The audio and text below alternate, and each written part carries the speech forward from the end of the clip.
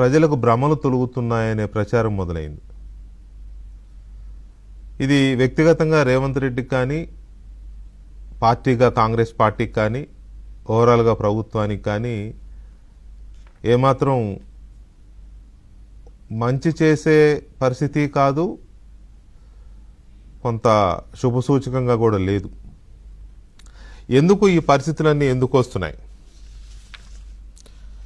పార్టీలో ఎవరి మీద ఎవరికి అదుపు లేదు, ఎవరి ఆజ్ఞలు ఎవరు పాటించే పరిస్థితి లేదు. ఎవరి సినిమాకు వాడే హీరో అన్నట్టుంది పరిస్థితి. ఎంత దారుణంగా తయారైందంటే క్యాబినెట్లో మంత్రులు రోడ్డెక్కి కొట్టుకునే పరిస్థితి. కొట్టుకుంటున్నారు, పరిస్థితి ఏంటి? కొట్టుకుంటున్నారు రోడ్ల మీద. వీధి పోరాటాలాగా తయారైనాయి. అఫ్కోర్స్ అది కాంగ్రెస్ పార్టీలో సహజమే అని అనొచ్చు, లేకపోతే మా పార్టీలో అంతర్గత ప్రజాస్వామ్యం ఎక్కువ అని ఇవి చెప్పొచ్చు. కానీ రాజశేఖర రెడ్డి ముఖ్యమంత్రికి ఉన్నప్పుడు మరి అవి లేవే, అవి లేవు కదా. రాజశేఖర రెడ్డి ముఖ్యమంత్రికి ఉన్నప్పుడు మా పార్టీలో అంతే, మేము కొట్టుకుంటాం అని ఒకడు కొట్టుకోలేదు, ఒకడు మాట్లాడలేదు. కానీ ఇప్పుడు సిచ్యువేషన్ అలా లేదు, మళ్ళీ ఒరిజినల్ దీంట్లోకి వెళ్ళిపోయారు.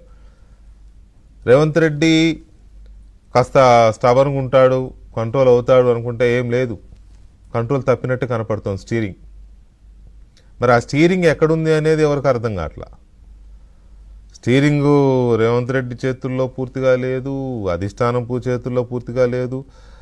రాష్ట్రంలో 4-5 గ్రూపులు తయారైనాయి, 4-5 గ్రూపులు ఎవరు స్టీరింగ్ వాళ్ళు ఎత్తుకొని తిరుగుతున్నారా అనేది అర్థం కాని పరిస్థితి. మీరు లిస్టు తీస్తే దాదాపు సగం మంది మంత్రులు కొట్టుకుంటున్నారు. వాళ్ళకి ఇప్పుడు పరిపాలన మీద లేదు, పరిపాలన మీద గ్రిప్ లేదు, పరిపాలన మీద ధ్యాస లేదు. ఉన్నది ఒకటే, వివాదాలు, తగాదాలు, అవినీతి, కుమ్ముకోవడం, దొరికినంత దోచుకోవడం. ఇది తప్ప ఇంకోటి కనిపించట్లా. ఎందుకు ఇంతగా తెలంగాణ ప్రభుత్వంలో లేదా మంత్రివర్గంలో లేకపోతే రేవంత్ రెడ్డి నాయకత్వము, రేవంత్ రెడ్డి వీటి మీద ఎందుకు ఇవాళ ఈ పరిస్థితి వచ్చిందంటే, గత కొద్ది వారాలుగా చూస్తే పరిపాలన మీద వార్తలు ఉన్నట్ల, మంత్రులు కొట్టుకోవడం మీద, మంత్రులు కీచులాడుకోవడం మీద, ఫిర్యాదుల మీద, అధిష్టానం వచ్చి మందలించడాల మీద, లేకపోతే అవినీతి, కబ్జాలు, దోచుకోవడాలు, వీటి మీదే వస్తున్నాయి వార్తలన్నీ.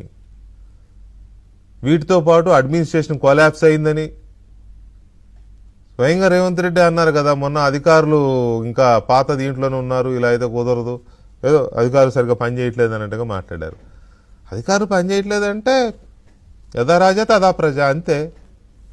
వాళ్ళని కాదు అనాల్సింది, మిమ్మల్ని మీరు అనుకోవాలి ముఖ్యమంత్రిగా, లేదా మీ మంత్రులను అనాలి. మీ మంత్రులకు పరిపాలన మీద ధ్యాస లేదు. మంత్రులకు పరిపాలన మీద ధ్యాస లేకపోతే అధికారులు ఎందుకు పనిచేస్తారు? చేయరు.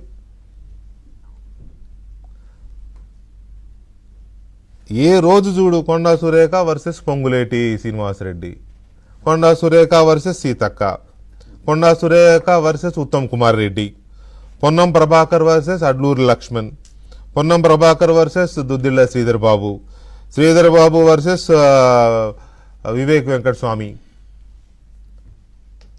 ఇట్లా ఇంకా చెప్పుకుంటూ పోతే చాలా ఉన్నాయి. ఇవి కాకుండా మళ్ళీ గ్రూపులు కట్టడాలు, ప్యారలల్ పరిపాలన. మొన్న ఎవరు చెప్తున్నారు, ఏఐసిసి నెల క్రితం వీళ్ళందరినీ పిలిపించింది కదా ఢిల్లీకి.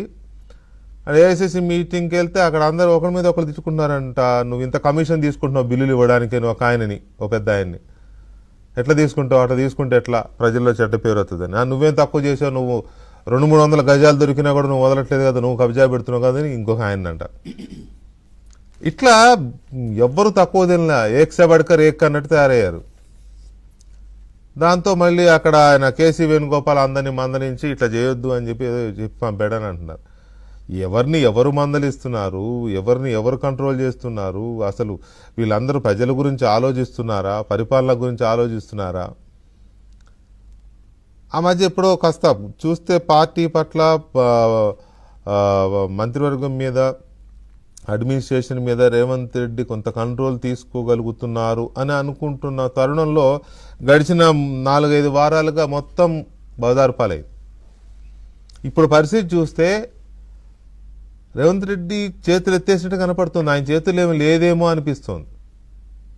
3-4 గ్రూపులు అయినాయి.